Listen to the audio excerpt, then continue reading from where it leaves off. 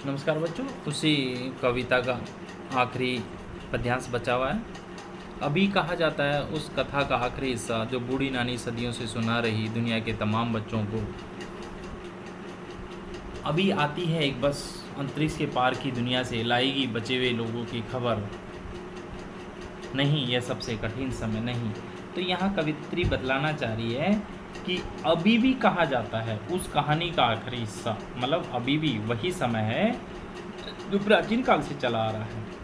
और वो जो कहानी जो बूढ़ी नानी अपने प्राचीन काल से, युगों से, सदियों से दुनिया के तमाम बच्चों को सुनाती आ रही है, कि उस कथा का आखिरी हिस्सा जो बूढ़ी नानी सुना रही सदियों से दुनिया के तमाम बच्चों को है, वो कहानी का हिस्सा अभी भी है, अभी भी बचा हुआ है।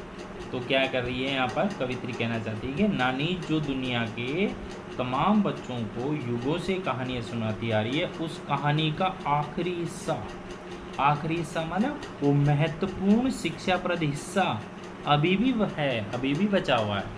मतलब वो महत्वपूर्ण और शिक्षाप्रद हिस्सा जिसको सुनकर हम लक्ष्य की ओर बढ़ सकते हैं, ये बात इसलिए पता है। ठीक है, उस बूढ़ी नानी की कहानी के माध्यम से। साथ ही कवित्री कहती है कि अंतरिक्ष की जानकारियाँ प्राप्त करके, कहते हैं ना, अंतरिक्ष की पार की दुनिया से लाएगी बचे हुए लोगों की खबर। जो लोग अंतरिक्ष के पार की दुनिया में खोजबीन करने गए थे और जो लोग उससे मुश्किलों से जूझते हुए सफलता प्राप्त करके जो बचे हुए हैं लोग हैं, सफलता प्राप्त के लौट रहे हैं, अर्थात उनके बारे में खबर लेकर आएगी। देखो क्या कहा है, अभी आती है एक बस अंतरिक्ष के पार की दुनिया से लाएगी बचे हुए लोगों की खबर। नहीं, ये सबसे कठिन समय नहीं। आखिरी पंक्ति में दिया नहीं, मतलब जोर दिया है कि नहीं, ये सबसे कठिन समय नहीं है। अभी तो यहाँ पर क्या बताने की है कि अंतरिक्ष की जानकारियाँ प्राप्त करके अंतरिक्ष के पार से, देखो ध्यान रखना, अंतरिक्ष की जानकारियाँ प्राप्त करके अंतरिक्ष के पार से, अंतरिक्ष के पार दूसरे ग्रह से एक बस उन बचे हुए लोगों का समाचार ला रही है जो मुश्किलों से जूझते हुए सफलता प्राप्त कर आ रहे हैं। अर्थात आशावान बनकर मनुष्य को अपने लक्ष्य की ओर बढ़ना चाहिए। मनुष्य को आशावान बनकर अपने लक्ष्य की ओर बढ़ना चाहिए। तो यहाँ पर ये बताया गया। ठीक है, तो यही शिक्षा दी गई है कि मुश्किलों का सामना करके हमें अपने लक्ष्य की ओर आगे बढ़ना चाहिए, अर्थात मनुष्य को आशावान बनकर अपने लक्ष्य की ओर बढ़ना चाहिए। तो इस कविता के माध्यम से ये कवित्री हमें आशावान बनकर मुश्किलों का सामना करने का संदेश दे रही है, जिसमें इसने काल्पनिकता का भी सहारा लिया है। आपको बता दें, पिछले जो वीडियो था उसमें बताया गया था भाषा सरल है और सहज है, मतलब बोधगम्य, अच्छे से समझ में आ जाती है। और संकेतात्मक शैली का प्रयोग किया गया, संकेतों के माध्यम से बूढ़ी नानी का उदाहरण दिया है, बस का उदाहरण दिया गया है, और अंतरिक्ष में जाने वाली बस यानी वैज्ञानिकता का सहारा लिया है, वैज्ञानिकता का सुंदर प्रयोग किया है, और साथ में ही काल्पनिकता का भी सहारा लिया है। किसका सहारा लिया है? वैज्ञानिकता का। अंतरिक्ष से आने वाली बस है, मतलब अंतरिक्ष में वही जाएंगे खगोल शास्त्री होते हैं जो हैं, उसका सहारा लिया है। तो यहाँ पे काल्पनिकता का भी सहारा लिया है। ठीक है, आई बात समझ में। दूसरी, यहाँ अभी भी भीड़ है स्टेशन, यहाँ निरंतरता का अभाव है, अभी भी भीड़ है यहाँ स्टेशन पर है। और ये जो पंक्ति है, कोई किसी को जहाँ कोई कर रहा होगा प्रतीक्षा, कोई किसी को, यहाँ पे कै वर्ण है, यहाँ भी कै वर्ण है, यहाँ भी कै वर्ण है, यहाँ भी कै वर्ण है, ये भी कै, जहाँ कोई कर रहा होगा। यहाँ पे आपसे पूछ ले जाए यहाँ भी में कोई में कौन सा अलंकार है, तो यहाँ पर आपको अलंकार होते हैं ऐसे शब्द जो काव्य में क्या करते हैं, सुंदरता उत्पन्न करते हैं, उनको क्या कहते हैं? अलंकार कहते हैं। कोई किसी को, यहाँ पे कै वर्ण, ये भी कै वर्ण, ये भी कै वर्ण, यहाँ पर कोई किसी को, यहाँ पर कै वर्ण की आवर्ती होने के कारण अनुप्रास अलंकार है। आपको ये बता देते हैं, हल्की सी जानकारी देंगे। ठीक है, आगे और वापस इसी पे आ जाते हैं। ये देखिए, तो यहाँ पर कहते हैं नहीं, मतलब नहीं लगा के बात बताई गई है। तो यहाँ पर क्या क्या बताया गया है, तो यहाँ पे जोर दिया गया है कि ये सबसे कठिन समय नहीं है। तो आपसे पूछ लिया जाए कि कविता में कौन कौन से तर्क प्रस्तुत किए गए हैं ये बतलाने के लिए कि कठिन समय नहीं है।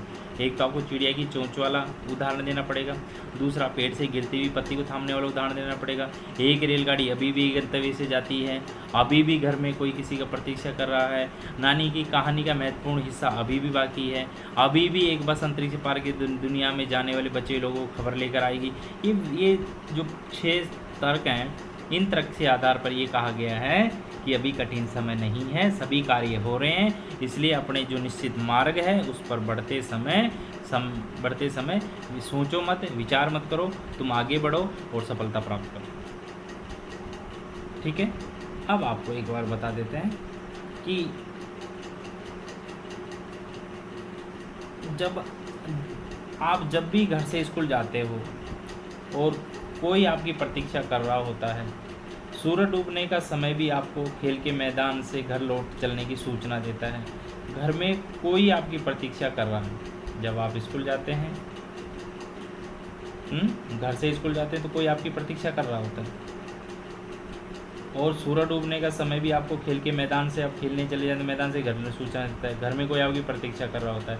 प्रतीक्षा करने वाले व्यक्ति के विषय में आप क्या सोचते हैं? वह चिंता करेगा। आपका कोई प्रियजन है जो आपके बारे में सोच रहा है, तो यही है, प्रतीक्षा करने वाला सदा स्वजन ही होता है, मतलब अपना परिवार का सदस्य होता है। जब हम विद्यालय से घर जाते हैं या शाम को खेल के मैदान से डूबता सूरज का ये संदेश देता है कि घर जाना चाहिए, रात हो गई है, मन में केवल एक ही भाव रहता है कि माँ प्रतीक्षा कर रही होगी। माँ सदा चाहती है कि स्कूल से बच्चे समय पर आ जाएं और खेल में खेलते हुए दिन ढलने लगे तो वे घर आ जाएं। वास्तव में वह अपनी नज़रों से बच्चों को दूर नहीं करना चाहती, सदा अपना स्नेह और प्रेम उन पर बनाए रखना चाहती है। यदि किसी दिन माँ घर पर न हो तो हमारा मन भी नहीं लगता, सिर्फ माँ की याद सताती है। हमें यह कभी नहीं भूलना चाहिए कि हमारी प्रतीक्षा सदा वही करता है जो हमें सबसे अधिक प्रेम करता है। हमें कौन करता है प्रतीक्षा? जो हमें सबसे अधिक क्या करता है? प्रेम करता है। अच्छा, दूसरी, एक सिंपल से आपसे पूछ लिया जाए कि ये कविता हमें क्या संदेश देती है, तो ये कविता हमें जीवन में आशावान रहकर आगे बढ़ने का संदेश देती है, यानी आशावान बनकर आगे बढ़ने का संदेश देती है। और कवित्री कहती हैं कि हमें अपना लक्ष्य साधना चाहिए, तय करना चाहिए और उसे आगे बढ़ना चाहिए। समय तो सदा अच्छा ही होता है, आगे बढ़ने के लिए विशेष समय का इंतजार नहीं करना चाहिए। क्यों कहा गया है, क्या कहा गया? अभी भी कहा जाता है उस कथा का आखिरी हिस्सा, अभी भी भीड़ है स्टेशन पर, अभी भी एक रेलगाड़ी जाती है गंतव्य पर, मतलब बार बार अभी भी कहता है कि समय तो वही है, हमें विशेष समय का इंतजार नहीं करना चाहिए। हाँ, तो अब इस कविता में आपसे पूछ लिया जाए कि इसमें सत्यता और कल्पना के भाग को अलग कीजिए। कल्पना का भाग एक ही है, कौन सा? अंतरिक्ष के बस के लोगों को उदाहरण, बाकी सारे उदाहरण क्या सत्यता को शामिल किए हुए हैं? आपसे पूछ लिया जाए कि इस कविता में सत्यता कल्पना की एक अंतरिक्ष से पार की बस का उदाहरण, वही क्या है? वही काल्पनिकता का समावेश है, बाकी सारा क्या है? बाकी सारा सत्यता को प्रदर्शित करने वाले उदाहरण। आई बात समझ में? तो आशा करता हूँ आपको ये चैप्टर अच्छे से समझ में आ गया हो। ठीक, धन्यवाद।